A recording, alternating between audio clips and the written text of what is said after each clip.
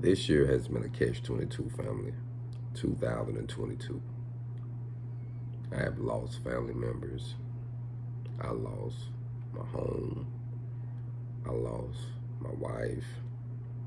I lost money to the system that I didn't know. I lost opportunities, loved ones, lost relationships. And fam, if I ever felt like throwing in the towel, giving up, not wanting to live anymore, I felt it this year, fam. Not saying I want to hurt myself, by no means, but whenever God is ready to call me home, I'm not fighting against it. It's like everything that I thought that mattered doesn't even matter. Those who I thought had love for me, it wasn't the same.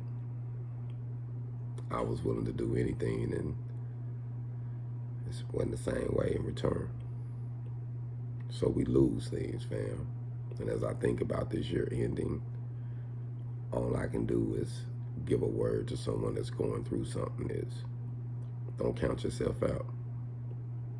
We don't know what's going to happen tomorrow or what door is going to open if we keep knocking, fam.